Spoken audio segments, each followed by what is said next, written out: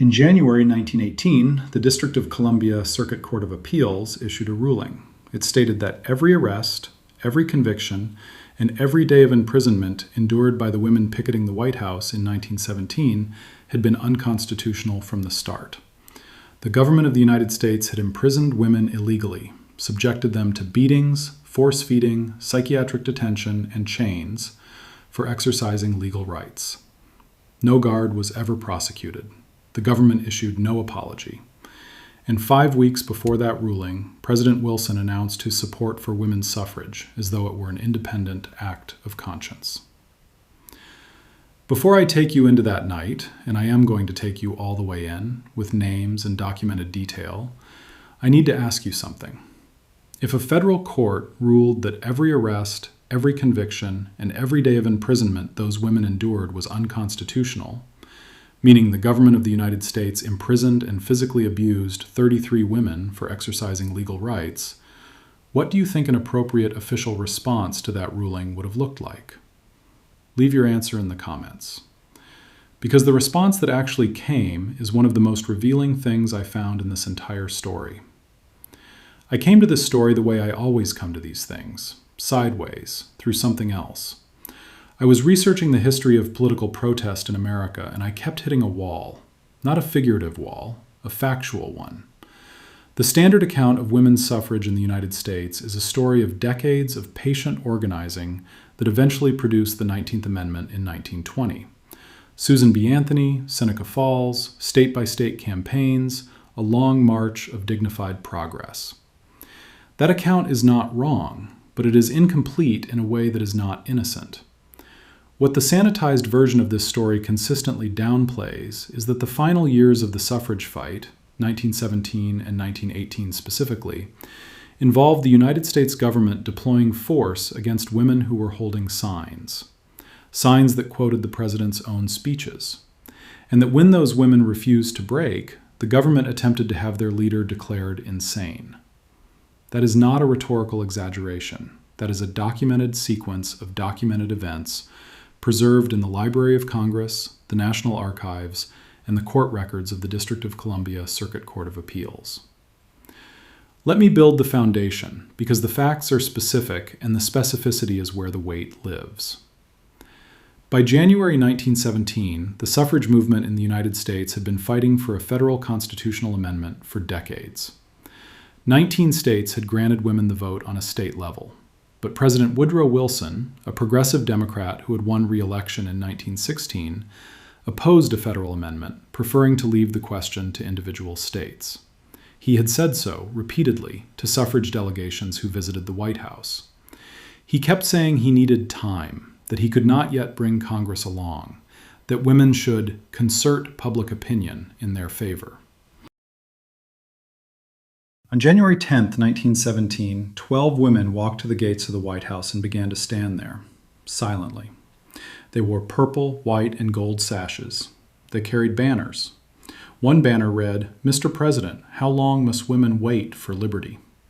They called themselves the Silent Sentinels. They were organized by Alice Paul, 31 years old, a Quaker from New Jersey with a doctorate from the University of Pennsylvania, who had learned civil disobedience tactics while working with the British suffragist movement of Emmeline Pankhurst. The day the Sentinels began their vigil was the first time in American history that anyone had picketed the White House. Picketing had been made legal by the 1914 Clayton Antitrust Act. The women were not doing anything illegal. For months they stood, 6 days a week, 8 hours a day, regardless of weather. The president drove past. He occasionally waved. He sent hot beverages out to them in winter. Some observers found them charming. Some found them absurd. The press covered them intermittently. Then the United States entered World War I in April 1917, and the government's response to women holding signs changed entirely. Now the banners became dangerous. Not because their content was different, though the content did change, but because the political context had shifted. Women standing outside the White House asking for liberty while the country mobilized for a war fought in the name of democracy became, in the wartime framing, an embarrassment. Hecklers began attacking the pickets. Crowds destroyed their banners. Police watched and did nothing. In one documented incident in June 1917, a mob tore down suffragist banners while officers stood by. Then, in late June 1917, the arrests began. The charge was obstructing traffic. Pennsylvania Avenue, at the point where the women were standing, is one of the widest streets in Washington. The documentation is clear that the obstruction was not the women, but the crowds gathering to watch them. The women were arrested anyway. At first, they received fines. They refused to pay. Then they began receiving prison sentences, first days, then weeks, then months. Alice Paul, who had deliberately arranged to receive the longest sentence she could, 7 months, was imprisoned in October 1917, first at Occoquan Workhouse, then transferred to the District of Columbia Jail. There she began a hunger strike. She demanded to be treated as a political prisoner. Prison officials force-fed her through a tube, an agonizing procedure carried out 3 times daily. Then they transferred her to the jail's psychiatric ward. A prison psychiatrist visited her there. He pressed her to admit that she had a fixation on Wilson. Her windows were boarded shut. A light was shone into her eyes hourly through the night. The goal, as the Harvard Magazine has documented in its profile of Paul, was to have her declared insane, which would discredit her, discredit the movement, and end the pickets without the government having to confront the constitutional question directly. She refused. She remained entirely composed. The effort failed. But the intention is in the record. Now I want to tell you about Mary Nolan, because Alice Paul, brilliant, famous, politically connected, had people on the outside fighting for her. Mary Nolan had something different. Mary Nolan was 73 years old and had a lame foot. She was from Jacksonville, Florida. She was described in the documentation as frail in health but militant in spirit. She had a nephew fighting in France in the American Expeditionary Forces. When the judge who sentenced her urged her not to go to prison, genuinely concerned that it might kill her, and offering her the chance to simply pay a fine and go home, she pulled herself up to her full height and said to him directly, "Your Honor, I have a nephew fighting for democracy in France. He is offering his life for his country.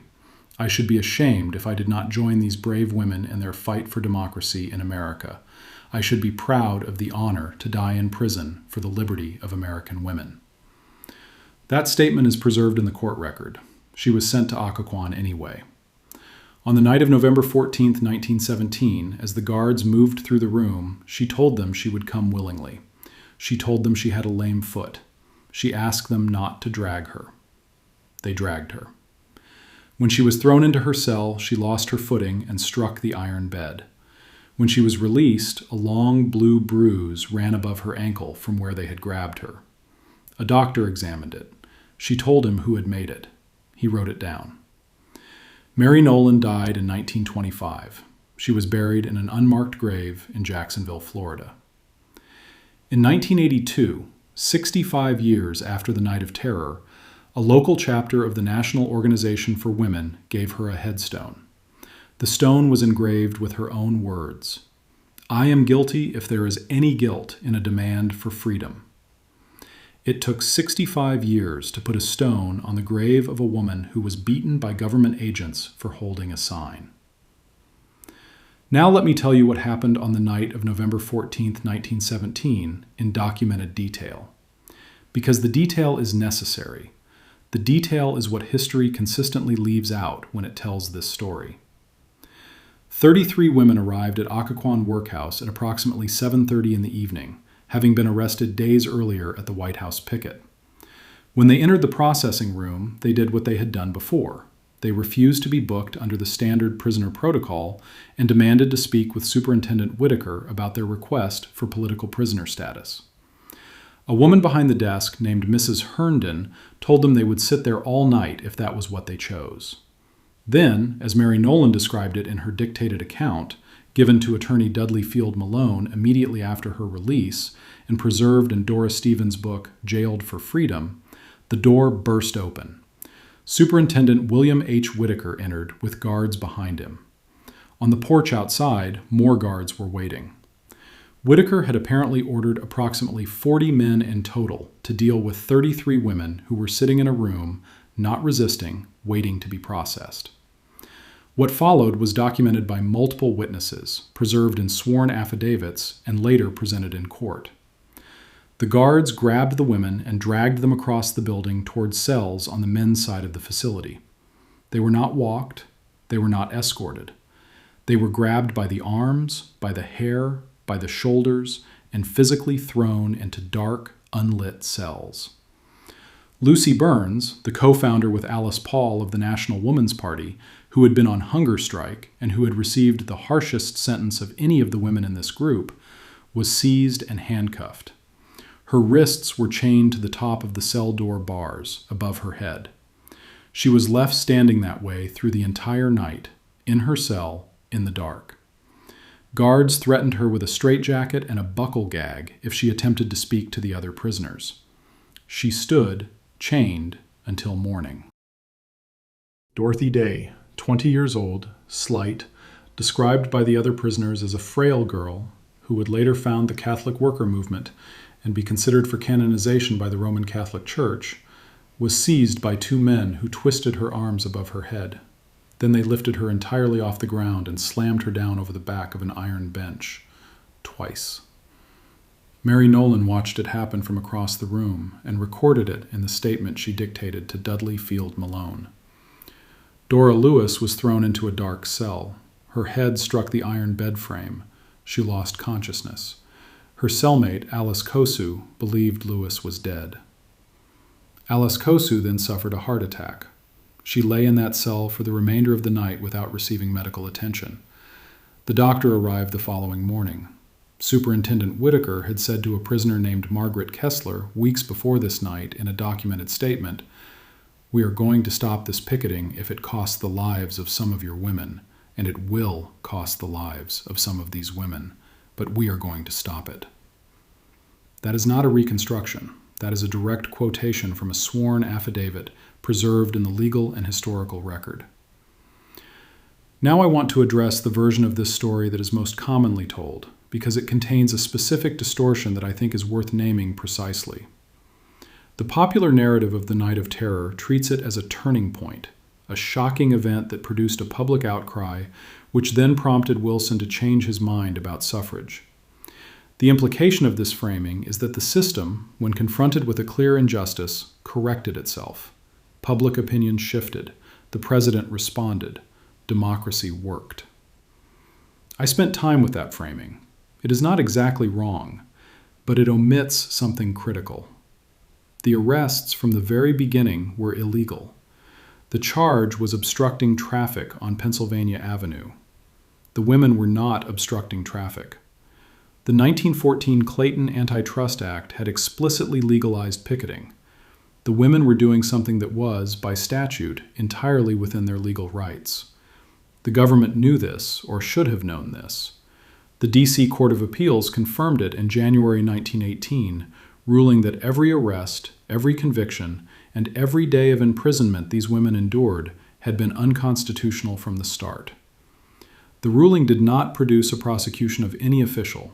It did not produce an official apology. It did not produce a formal acknowledgement from the Wilson administration that the women had been imprisoned illegally. Superintendent Whitaker was fired from his position at Occoquan. That is the full extent of the official consequence. Wilson announced his support for the suffrage amendment on January 9, 1918, 5 weeks after releasing the prisoners, and presented it publicly as an act of democratic conscience. The women who had been beaten, chained, force-fed, and detained in a psychiatric ward to discredit them were not thanked. They were not mentioned. The amendment that passed Congress in June 1919 and was ratified as the 19th Amendment in August 1920 does not reference the Night of Terror in its legislative history. It does not name a single one of the 33 women who were at Occoquan. And there is one more thing. The press, in November 1917, did not initially cover the Night of Terror.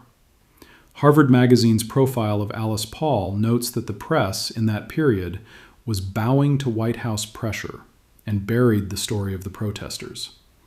The accounts that reached the public did so through notes that the prisoners had smuggled out of Occoquan, passed to contacts on the outside, who then brought them to journalists willing to print them. The documentation of what happened on that night, Nolan's statement, Burns's diary entries, the sworn affidavits, survived because the women wrote it down themselves and arranged for it to be carried out of a building where they were being held illegally by a government that was simultaneously claiming to be fighting a war for democracy. They documented their own torture because they understood that without documentation, it would not exist. Let me compress the shape of this, because the sequence is the argument. In January 1917, 12 women began legally picketing the White House using a right explicitly protected by the Clayton Antitrust Act of 1914. In April 1917, the United States entered World War I.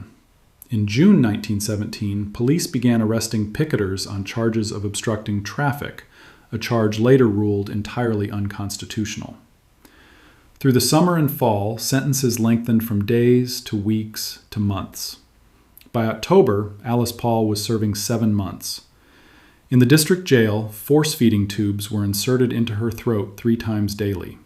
She was transferred to a psychiatric ward and subjected to sleep deprivation and interrogation about her mental stability.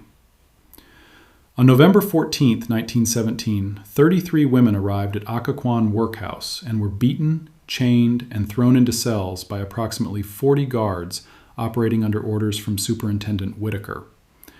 Dora Lewis was knocked unconscious. Alice Kosu suffered a heart attack. Lucy Burns was chained to cell bars overhead and left standing through the night. Dorothy Day was slammed against iron. Mary Nolan, 73 years old with a lame foot, was dragged. In late November, under mounting public pressure fed by smuggled accounts, all prisoners were released. On January 9, 1918, Wilson announced his support for the amendment. In January 1918, the D.C. Court of Appeals ruled every arrest and conviction unconstitutional. No guard was prosecuted. No official apology was issued. In August 1920, the 19th Amendment was ratified. Mary Nolan was buried in an unmarked grave for 65 years. The building where this happened is now a museum named after Lucy Burns. The original cell blocks are still there. You can walk through them. A small plaque near the entrance summarizes the events of November 14, 1917. I am told it is very brief. I want to be honest with you about something that troubled me as I went through all of this. The 19th Amendment is celebrated, as it should be, as a landmark achievement. But the standard telling of how it was won has been quietly edited in a way that makes the government's role in the final years of the suffrage fight look like reluctant compliance rather than what the documented record shows it to be.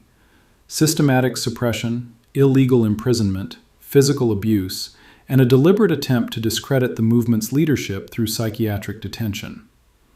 The women who were at Occoquan on November 14, 1917, were there because they were holding signs. Signs. Some of which quoted directly from Woodrow Wilson's speeches about democracy. The irony of that, women being beaten in a Virginia prison for holding a man's own words about liberty, is not subtle. The women noticed it at the time. It is documented in their own letters and testimony. And then the story was softened, not by one deliberate act, but by the accumulated weight of a national narrative that finds it more comfortable to celebrate the achievement than to fully account for the method of its suppression. The Night of Terror appears in some textbooks as a brief paragraph. Sometimes it doesn't appear at all. The D.C. Court of Appeals ruling that the women's imprisonment was unconstitutional, a ruling that effectively establishes that the United States government committed an illegal act of physical violence against women exercising legal rights, is a matter of public record that almost no one who has taken a standard American history course has ever read. So here's the question I want to leave you with, the one that I cannot answer, and the one that I believe deserves a direct answer rather than a footnote. The Night of Terror is documented. The ruling that every arrest was unconstitutional is documented. The force-feeding, the psychiatric detention, the chaining of Lucy Burns to cell bars, the heart attack suffered by Alice Kosu in a dark cell with no medical attention, all documented. Mary Nolan, 73 years old, dragged by government agents despite asking them not to, her bruised ankle still visible when the doctor examined her the next morning, documented. The United States government has never formally apologized for what happened at Occoquan Workhouse on November 14, 1917. Has it? If this story stayed with you, if that question is sitting somewhere uncomfortable in your mind, subscribe to this channel, because these are exactly the places we go. The documented events that official history acknowledges in a single paragraph and then moves past. The questions that the archive can answer clearly and that official memory has chosen not to. Subscribe and stay with us. And in the comments, Mary Nolan was 73 years old, in pain, being dragged by government agents. She had asked them not to. She told them she had a lame foot, and she still refused to leave the picket line. What does someone have to believe, deeply, structurally believe, to do that?